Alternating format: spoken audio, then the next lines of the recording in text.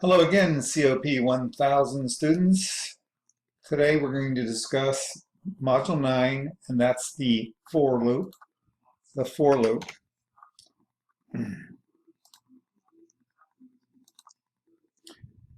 Here's the syntax of the for loop. The keyword for, followed by a variable, followed by the keyword in, and then this range function, followed by your colon. Everything that's indented, just like the while loop, is a part of the for. Outside the indentations where the next statement goes.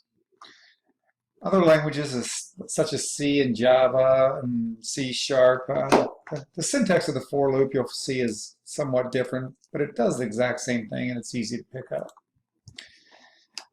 Just saying, you don't really ever need the for loop. You can get by with only the while loop in all your programs. Although this might be true, you still want to learn both of these loops. The for loop is used typically when you know the number of iterations, and later you're going to see with arrays and lists. Regardless if you use the for loop or not in your source code, you still need to know how it's used, what it does, because later you might be editing or viewing others' code and you need to understand. So as I said, the for loop uses the range function, and this is used to determine the iteration of the for loop. In other words, what number it starts with, what number it ends with, and how it increments or counts up or down.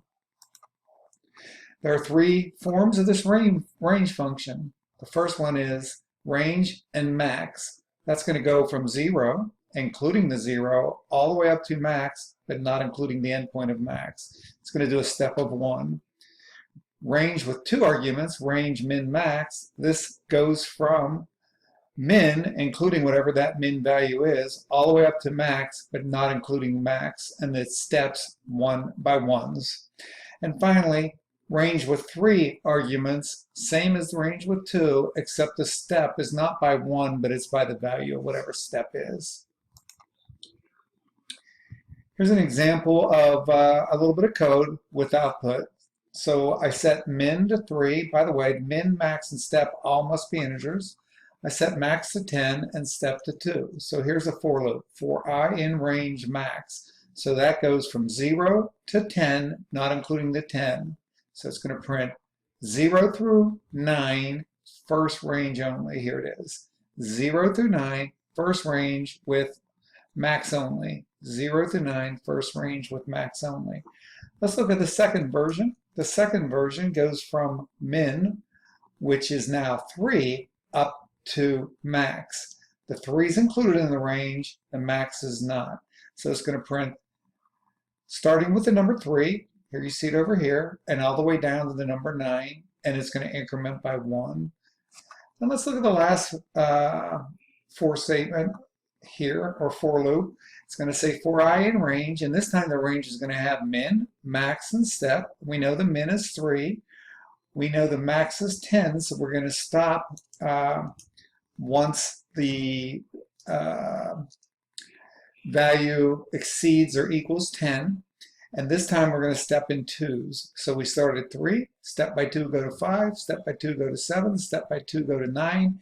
Then would actually be stepping by 2 to 11, but that is outside the range, so we stop. Here's a little piece of code, just to give you another example.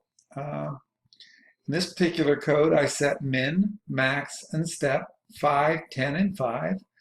And I'm doing the same thing 3 different times. First time, second time, and third time.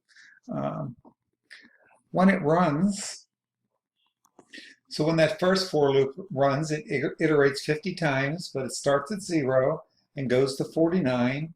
And then it takes each value, the previous value of total, and adds it to the current value of total. So it just keeps adding. And there's what the subtotal would look like. Now using a min and max, I'm going to start with 5, going to increment my steps by 1, doing the same thing. And there's my last step. My last step is 45 instead of 49 because 45 plus 5 takes me outside the range.